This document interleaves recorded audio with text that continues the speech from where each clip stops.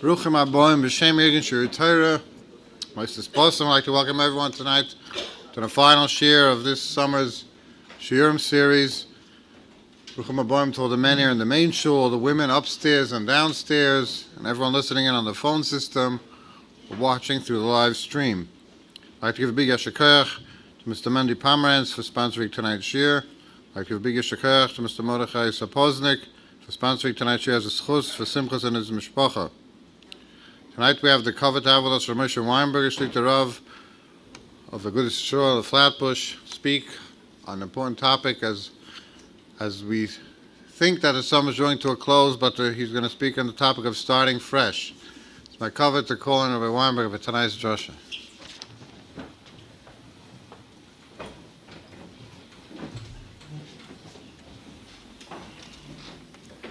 First of all, on behalf of Klal Yisrael, I wasn't officially anointed to say it, but we want to thank Irgun Shirei Torah. When people come back at the end of the summer, everyone says, "How was your summer?" So if you were in the city, like it was very depressing and you didn't really want to answer, and you hope no one would ask you, but Irgun Shirei Torah brought some life to the city, a life of Torah. And all over while listening, the B'nai will help him that the Irgun should continue in its avodas hakodesh to be marbitz Torah for many years to come. A friend of mine was invited a number of weeks ago to speak in a hotel. So they asked him, "What topic would you like to speak about?" He said he wants to speak about Elul. They called him back the next day and they said, the people here on vacation, they want to have a good time. Maybe have a lighter topic to talk about. Because if he doesn't talk about it, it'll go away. I think that the hashkaf is wrong. I think Elul is a very happy season. Rav Pam was once walking in the airport. And he started crying. He got very emotional. And someone asked the Rebbe, "Why are you so emotional?" And he says, he sees families, not even Jewish families. He just sees families getting off the plane, hugging each other, happy to see each other. And when he sees that love of family connecting, it moves him. So he comes to Elul, Ani l'doidi v'doidi li, I am to my beloved Hashem, and Hashem is to us. And suddenly we get that hug that we've been missing a whole year. That's something to be very excited about. So we'd like to explain a little bit that this gewaltige, subtle simcha, deeper simcha, that Elul brings us.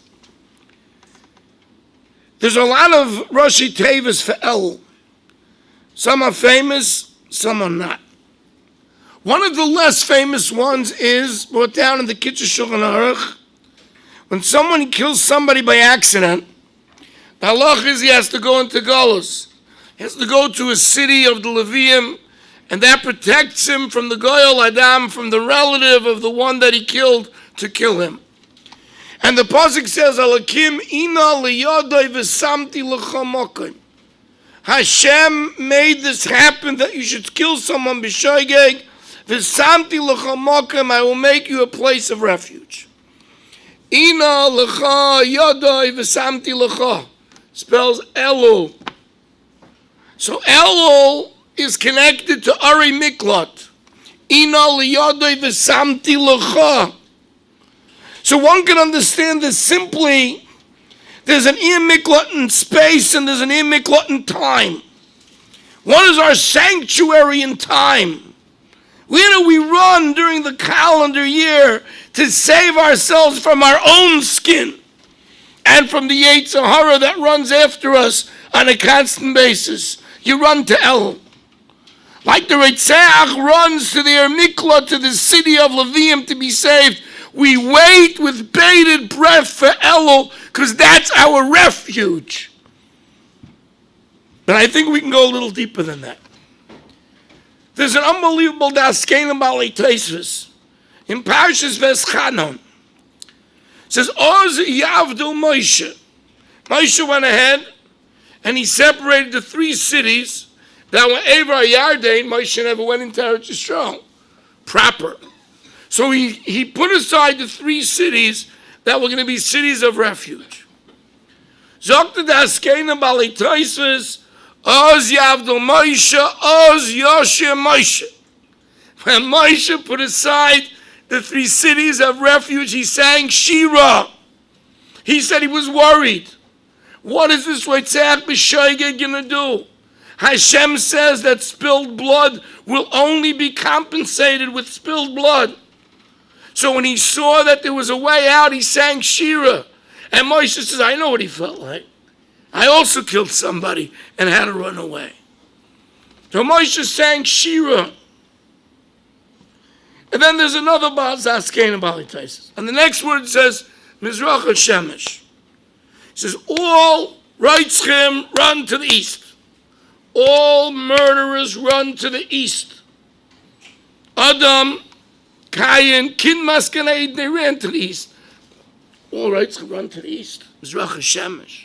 Singing Shira. Still not pleasant to leave your family. You live in Yerushalayim on Sorotskin, and you have to go up to some city of the Levium. And if you're in the city of Levium, you have to move from one street to the other. It's not so pleasant. Okay, it's a way out, but what's the Shira? What is the song of Ari Mikla? It's another interesting Gemara. The Gemara says that Malachim Teim Kadosh Baruch Hu and said, Mipnei ma ein oimrim klal Yisrael halal b'Rosh Hashanah Yom Kippur. Why don't we say halal on Rosh Hashanah Yom Kippur? What's with those Jews? How come they don't say halal? And Hashem answers 1 second. Sifrei Chaim, Sifrei Meisim, Psuchim. The books of life and death are open. Kadosh Baruch Hu Yoshev al Kisei Din. How could you sing halal? So what did the Malach mean to it? Why should you? Pesach, when Adam Mitzrayim, you say halal. Shavuos, you get the Torah, you say halal. Sukkot is the nace in the midbar, you say halal. Why should you say halal Rosh Hashanah Yom Kippur? HaKadosh Baruch Hu has to give them an answer yet, but what was their question? Why should you say halal on Rosh Hashanah Yom Kippur? Let's go back to our Reitzach a second.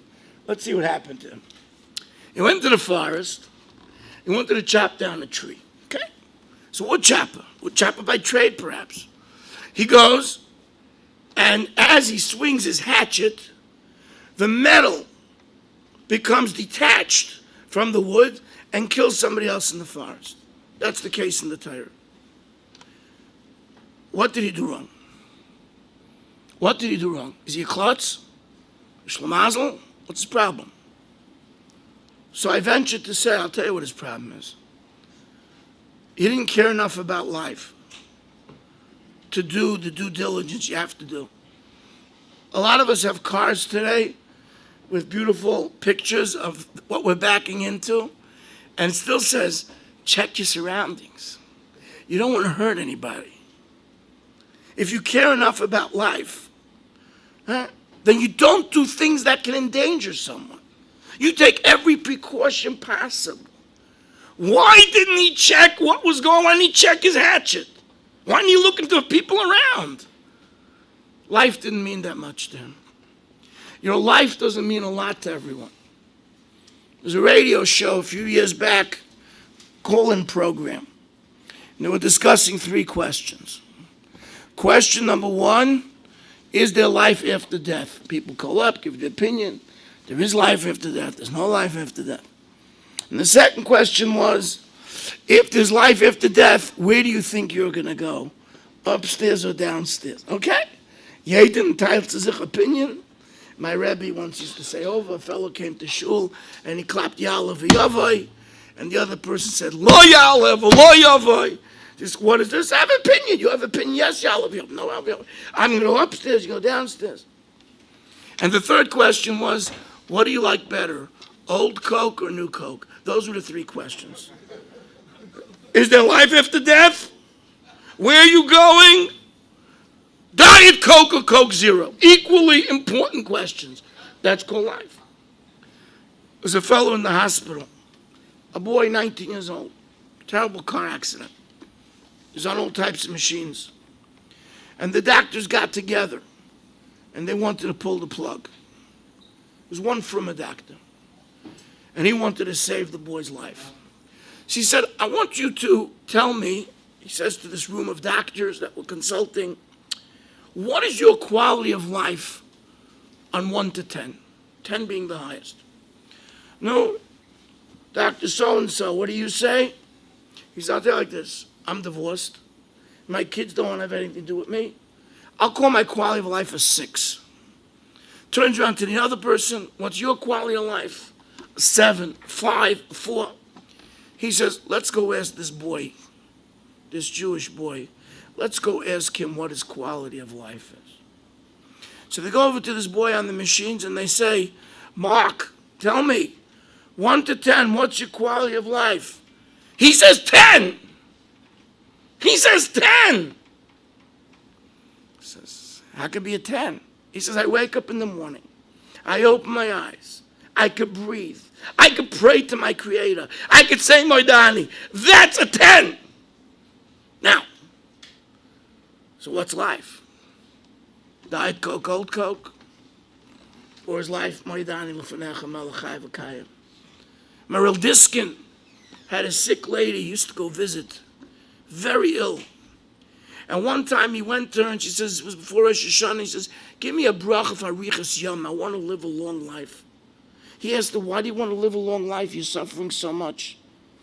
So she said as follows, a whole week I'm dirty because I'm in bed. No one's attending to me. Then my sister comes once a week from Bnei Brak and she washes me up.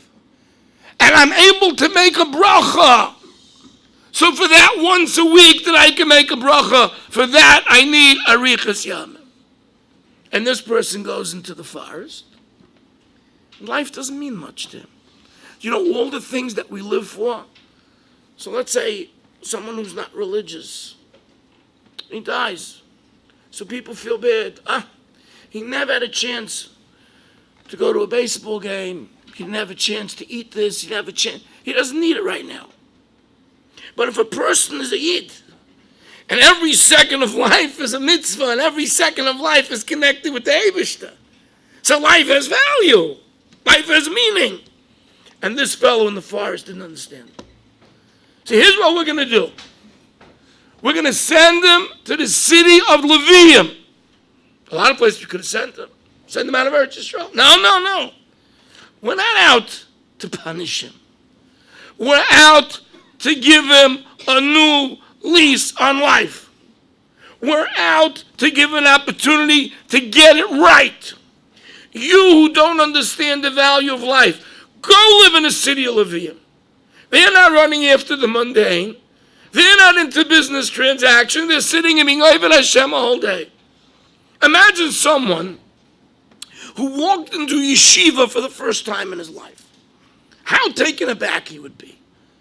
How he would be nispoil. How he would look at wonderment of people that have dedicated their whole lives not just to be under the spell of Har Sinai, but to turn their backs on an entire world. And in that city of Levium, he's going to learn what life's all about. He gets a new lease on life. Moshe Rabbeinu says, that's something to sing about. That's something to sing about. I was reading recently, in Meir Chodesh, I believe it was. And one time he's walking the street in Russia, and he didn't have his papers with him. And he was in a big sakana. A soldier found him, and somehow he escaped. And he felt bad because he felt he didn't capitalize on that new lease of life. And then the terrible massacre of Tafresh, Peitas, and Chevron. On that fateful Shabbos, he went and hid under the dead bodies of his friends. And he was saved and spared. And then he says, that's a new lease on life. I'm going to make sure to take care of it. Oz Yoshe Moshe, Oz Yavdel Moshe. Moshe says, HaKadosh Baruch Hu gives someone a second chance. That's something to sing about. When it comes to Rosh Hashanah Yom Kippur, Steht in Posuk in Tillim, Am Nivrot Hallelka. A nation is going to be created that's going to sing the praises of Hashem. Which nation? Which new nation? New nation? The world is always making new nations. It's going on Klal Yisrael. Klal Yisrael comes Rosh Hashanah, Yom Kippur, Umispalim, V'nasim Bria Chadasha. They become a new person. And that's Am Nivrot Halukah. That's something to sing about. So the Malachim say, Yom Kippur. How could you not say Hallel when you get a second lease on life? Tshuva's charata. Repentance is to feel bad, to promise not to do it. But Hashem Yisbarach says something else. He says, I'm willing to make you a new person. And the Rambam says that that's one of the Darchi HaTshuva. You should change your name. If you could change your name, change your name. If your name is Joe, call yourself Yosef. If your name is Yosef, call your name Reb Yosef. If your name is Reb Yosef, call yourself a rabbi. That's not such a good idea. But the concept is that you becoming tshuva is not just there to get forgiveness. It's to give you a fresh start on life. And that's something to sing about. Who wouldn't like a new lease on life? I asked my bachrim. I teach boys between the age of 15 and 17. And I'm sitting on this big chair, and they're behind desks. And I can go out, take a drink whenever I want, and they can't. I said, who wants to switch with me? Anybody want to switch with me? I'll be 16 again. I'll be a good boy. And you'll be sit up front and tell everybody what to do and scream and punish, do whatever you want. And I'll be 16. No one ever took me up on the offer. I wish someone would take me up on the offer, but it wouldn't make a difference. Right? But okay, so we can't go back to being 16.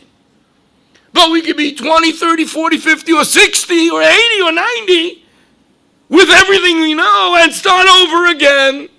Nasim Bria Chadasha. That's something to sing about. I'll tell you a secret. It's not a secret. There's a story about the Rekeach from the Grace of Rishonim. And the Rekeach was on a ship, and it was Rosh Hashanah time. And a storm broke out on the ship. And they were davening, nothing was helping. And finally, morning came, and as soon as it was Roy for the mitzvah, he said, take a shofar and blow shofar. And they blew shofar, and the storm abated, and fine. So what was his secret? He blew shofar. What did the shofar do? The shofar has the power. The shofar is the shofar of Tchias HaMesim. The Rambam says a shofar is there to wake us up. When a person's sleeping, it's 1/60th of death. And the shofar wakes him up. The shofar is the call of Tchias HaMesim. The shofar says, you can't do it. The shofar says, we're going to start all over again. The shofar says, let's go back to Har Sinai. And Rav Hutner says a tremendous thought. He says, it's interesting. We serve Hashem with blowing on Rosh Hashanah. You know what that represents? Rosh Hashanah was the day man was created. How was man created? Hashem blew into his nostrils. The blow of the shofar brings back the Vayipach B'Yapov Nishmas Chayim. Unbelievable. We're blowing shofar, we're celebrating the creation of man. So of course man can be recreated on Rosh Hashanah. Who doesn't want to start new? So the Rekeach took the shofar and he blew shofar and he had Tchias HaMesim. They were granted a new lease on life. If someone were in the hospital, Rahman al-Islam, and the doctors told him there was no hope, and he got better, would he not celebrate? Ani l'doidi v'doidi li. We've been so separated from the Rebbeinu Shalom that we don't know what's happening to us, and now we can come back. That's something to celebrate. You know what? The kash is so good. What's the answer? Why not? Tremendous. Now I understand the question. This Tiksav Seif is pshat, not my own. Bikshu Malachish, why don't they say Hallel? in new life. So the answer is Sifrei Chaim, Sifrei Mesim. Listen to the answer. The only time you say Hallel is on a nace that happens to the whole Klal Yisrael. If a nace only happens to part of Klal Yisrael, you don't say Hallel. Not everyone gets rejuvenated. Not everyone comes Rosh Hashanah Yom Kippur and gets that new life. It's only the people who strive for it, only the people who prepare for it. So therefore, Sifrei Chaim is, because otherwise it doesn't say Sifrei Misha Yechya, who will live, Misha Yamas, who will die. It says those who are alive and those who are dead. Some of us are dead the whole year. They're dead. But there's some that come alive. But since it's not the whole Klal Yisrael, you don't say Hallel. Yes, there are those that come alive. There are those that prepare. There are those that get the Bria Chadasha. There are those that become a new person. That become a Rabbi Yosef. That become a Goy and a Godel. That get a new Neshama. They get through a Chodesh Chalid B'Kirbi. But since some don't, therefore you can't say how. Unbelievable. But now the question comes, what do we need to get a new life?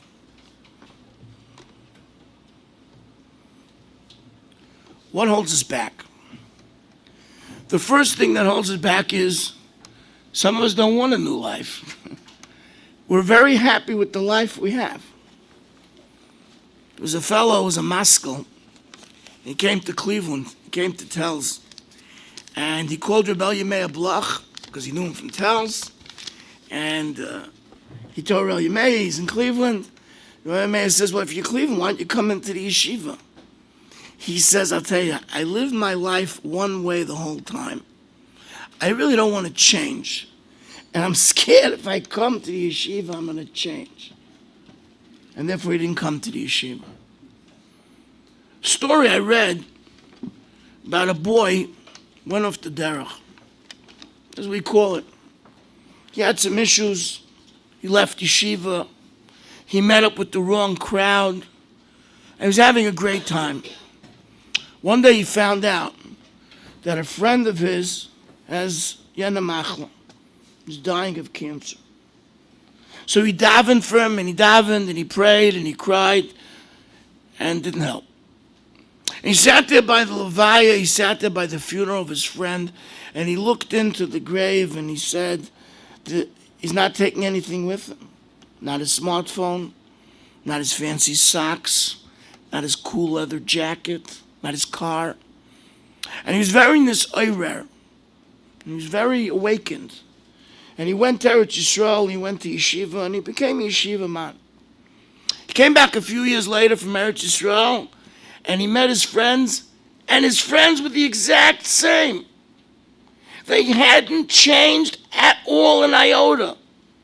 And he couldn't believe it. He said, you were by the funeral just like me. What's the difference?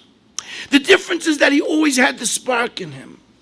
He really wanted to go back. He just couldn't do it. But when he sat there, the spark became a fire. But if a person lost the spark and he's not interested, you could talk to him, you could show him, he could live through traumatic experiences and it'll be the same.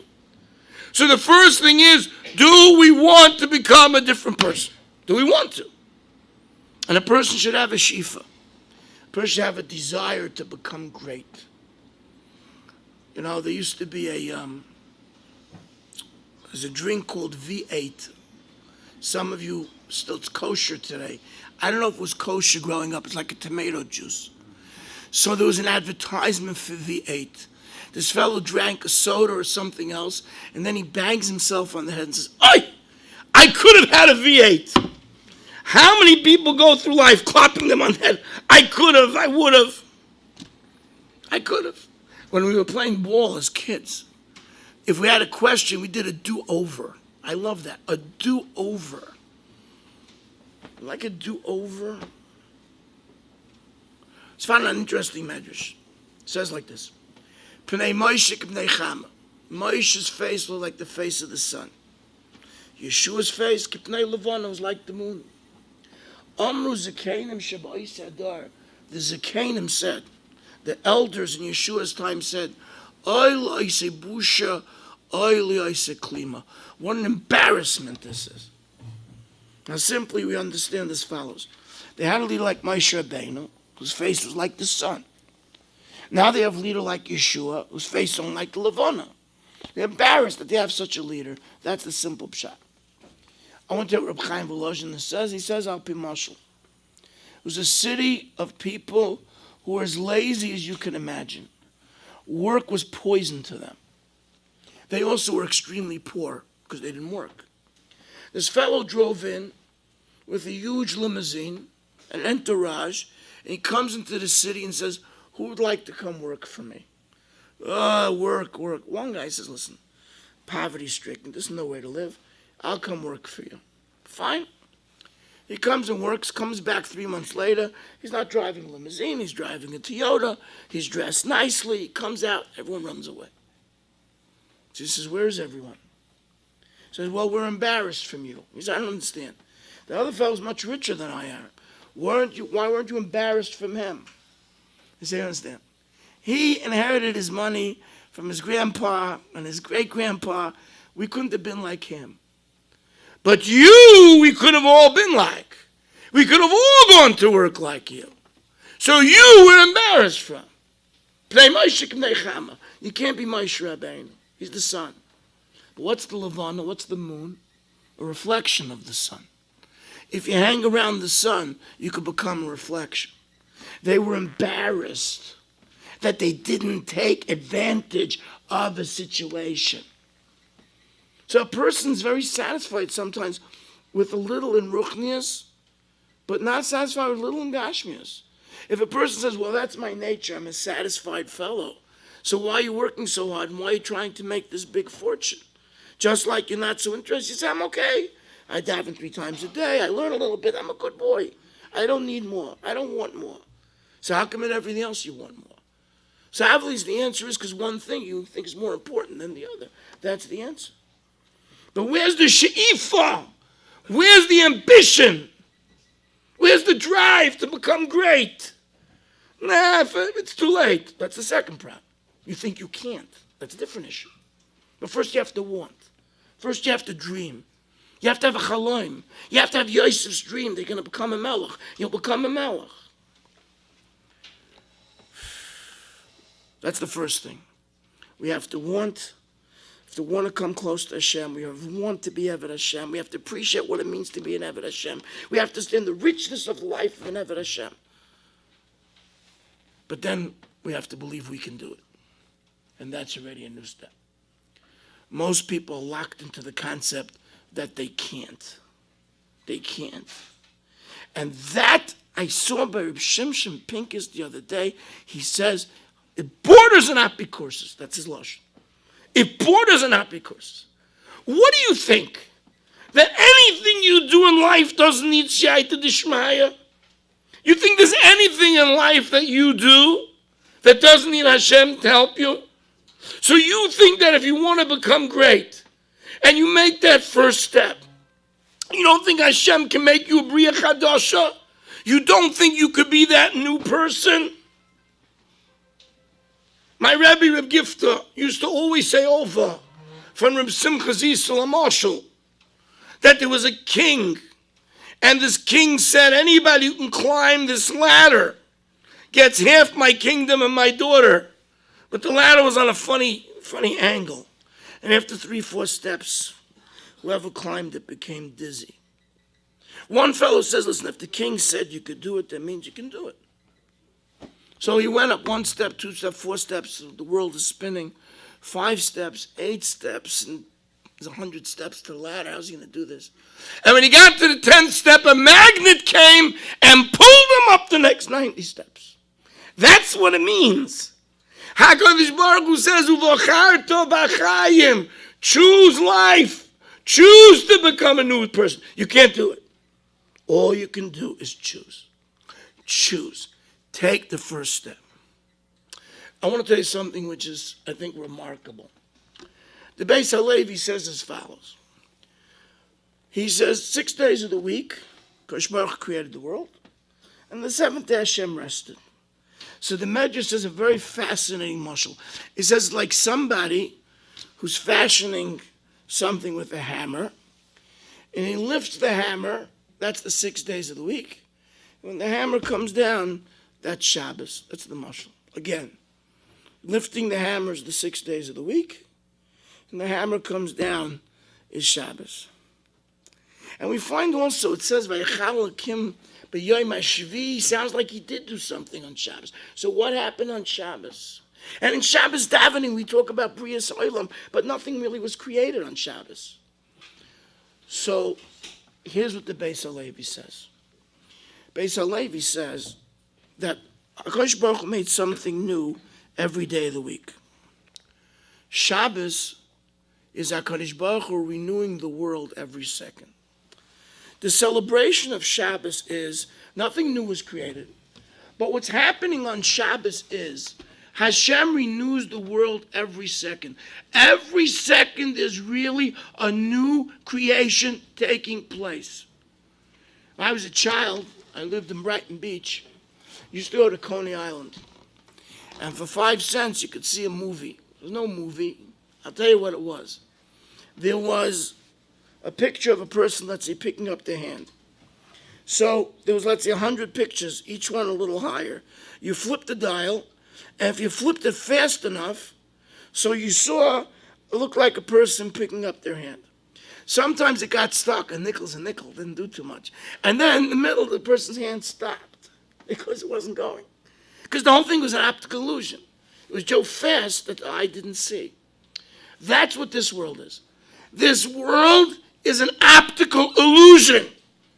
Because there really should be no such thing as aging. If Hashem recreates the world every second, that means if I'm here now, it has nothing to do with the fact that I'm here a second before. So I should always be whatever age I am. And that's what happened to Moshe Rabbeinu. Moshe Rabbeinu didn't need an optical illusion. So Moshe stayed the same age. It looked the same. Time to die was the same. He was in great shape. Why should he get old? When you walked into the Beis HaMikdash, the lechem upon was always hot. Why is the lechem upon always hot? Because the Mikdash life was real. In the Mikdash, there was no optical illusion. You saw life as it was. Why should it get cold? If it's recreated every second, it could be hot. Shabbos kind is the celebration of Hashem that renews the world every second. What a thought that is. We're not here in this second because we were a second before. Zok the Beis Halevi. That's why it's easy to do tshuva. Because you're really not the same person you were a second ago. You're really not. And that's why when Adam Arishan sees Cain, and he asks Cain, says, tell me, what was your din? He said, well, we did tshuva and we made a compromise. He said, Ad kan koichet shel tshuva, mizmor shel yom Shabbos. What does mizmor Shabbos do with tshuva? Because that's what it's all about. If tshuva means we want to become a new person, then we have to understand the possibility is there. We can. If you dream it, you can. There's 2 things you have to do, though. You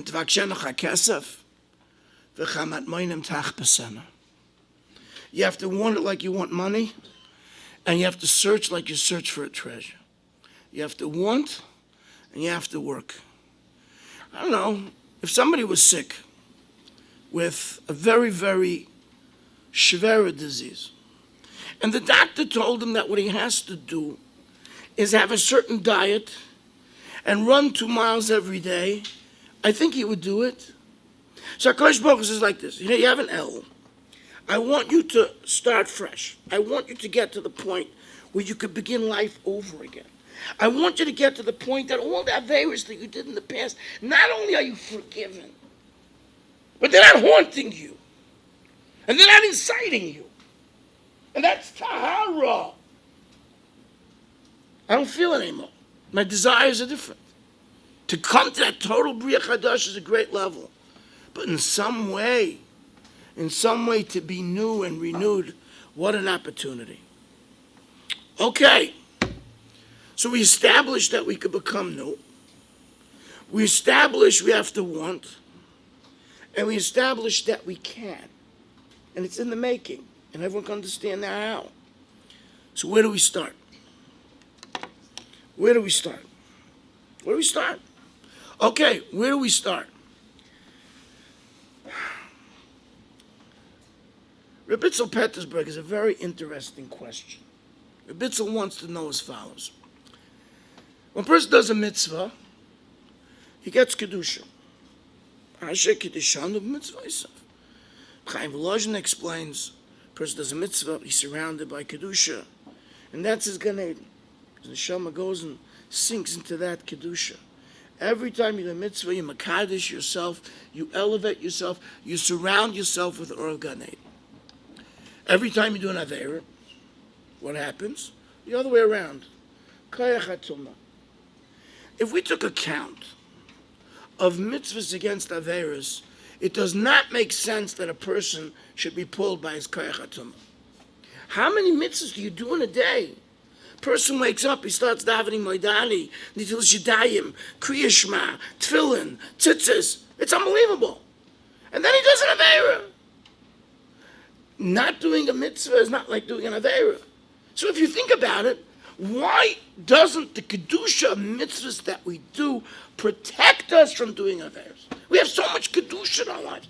We're such good people. We try so hard. Everyone here is here because they want to hear Divrei Torah and come every night, 3 times a week in the summer. Mamish Kedoshim. Whoever heard of such a thing? It's like unbelievable. We don't appreciate ourselves sometimes. So what's wrong?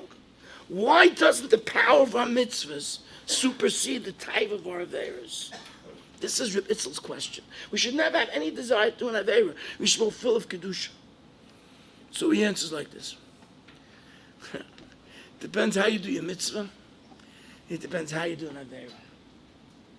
If you do the mitzvah with tremendous hislavus, tremendous desire, tremendous ratzai, tremendous cheshek, that mitzvah makes that impression on you.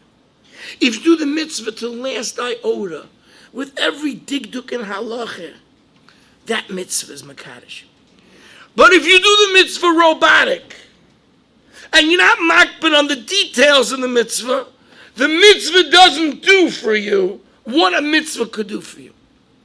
But when it comes to doing an Aveira, and you do the Aveira with such a tremendous appetite for the Aveira, and tremendous desire for the Aveira, and every time you do the Aveira, you manage to do it in a way that is every detail, then the Aveira's power of Tumah is greater than the power of Kedusha. The way to fight that is to take us out of robot mode and put in the words thought to everything we do. Thought says, what are we in this world for? Olam haza, olam haba. They're walking through the streets of Shanghai. In the summer. It's boiling hot. Rav Chatzkel was walking the street with the Talmud. I think it was Rav Leib Bakst. And the Chinese are sleeping on the floor outside.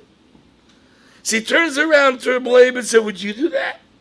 Will you sit out on the floor? He says, no. He said, I'm going to tell you why. And he said something very interesting. He said, the Chinese, this is their city. And they feel they own the street. So they can lay down and sleep on the street. You're a stranger. You're a guest. You're running away from the Holocaust. So you wouldn't do it. So then Rav Chatzkel said, a person on this world has to feel like he's a guest. And there's certain things you just don't do. Your hashkafas achayim, your attitude to life is to be, we're a guest. You know, in the summer, I'm in a summer camp, and T-shirts are very in. People like to have things written on their T-shirts. My grandma went to Florida, and I got this T-shirt. That's a long one. The best T-shirt of the year. Said, just visiting. Just visiting. The planet. Just visiting. Great. Just visiting. When you think about life like that every mitzvah becomes so much more important And then you do the mitzvah with that cheshech, with that bread.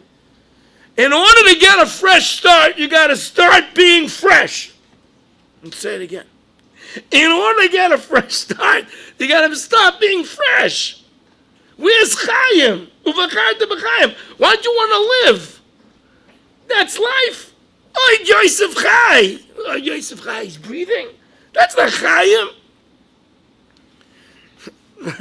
Rav Shlomo Freifeld, Skoyin Levracha, once called a boy over and said, no, he's learning Bereshis. So he says, okay, tell me a pasuk in Bereshis. So if I make a mistake in the pasuk, my brother-in-law is about Kairi, he's going to correct me. But somehow the pasuk says, Vayichi Canaan, and Canaan lived, Vayamos. So he said, Vayichi Canaan, Vayamos. Then he said, Vayichi Yered, Vayamos. He says, no, Kotzke said that's not the way to say the pasuk. How do you say it? Vayichi Canaan, geklept, Vayamos gestorben. Vayichi, Vayamos gestorben. But life has to be rich. Why don't we want to live this rich life where every second we could think and do a mitzvah and turn our lives into connecting with Rabbi Shalom? Chidshu Maseichem, Tiku B'Chodesh Sheva. Chidshu Maseichem, make them come alive, make it new. Put on the tefillin like it's the first time in your life you're putting on tefillin. Put on those tzitzis like it's the first time. Like you're back. I see the pictures today. I walked into Shir. First day of yeshiva. I love it. It has new Gemaras, cracks when you open it, that great crack. The notebooks are clean. In a few days, there'll be blanks, there'll be stars, pictures of the Rebbe on the paper, whatever. But in the meantime, it's new. It's a new year. They have that sense of a sensational year's coming new. With a cheshik, with a brand, with a desire, with a chance to start over. It doesn't matter if you got a 0 last year, 100 last year. It's a new beginning. We need to live like that. We need to live like that in Elul. We need to live like that Rosh Hashanah, Yom Kippur, Chanukah, and Tu B'Shvat also. Why not? We get carried away. But if we understood, Chidshu Maseichem, we could become that new person that HaKadosh Baruch Hu wants us to be. Tyre Yidden, we hope and pray that this Elul will be that refuge in time that we're looking for. A refuge in time where HaKadosh Baruch Hu gives us that new life, because that's what we want. And we begin to march now, with almost half Elul gone.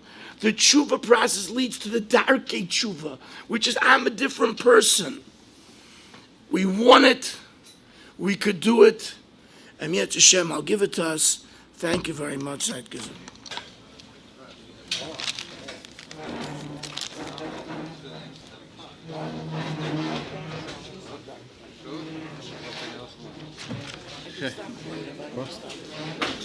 B'Shem Irgun Shir Torah Moshe Boston, I'd like to give a big yasher koyach to Rabbi Weinberger for the inspiring drasha. Rabbi say, even though the summer may seem to be drawing to a close, and this is the last year of the summer program, but Irgun Shir Torah will be starting fresh. We already started fresh this Sunday with Rav Yaakov Zev Smith resuming his Sunday morning halacha shir in Stolen Shul, 4609 16th Avenue. Starting at 10 o'clock every Sunday morning throughout the year. Very popular and informative halacha shir, 10 to 11 every Sunday morning. 4609 16th Avenue. You can listen in on the phone as well, on 718-906-6400 for live, and 718-906-6427 for the recording.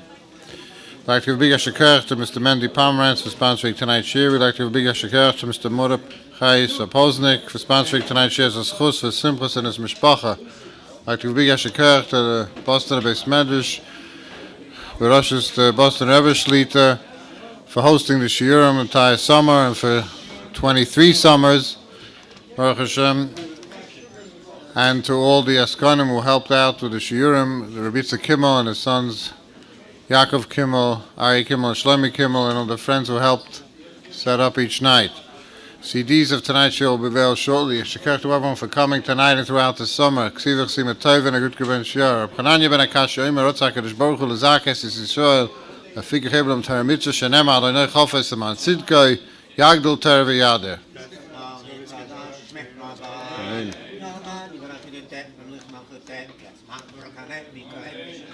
Amen.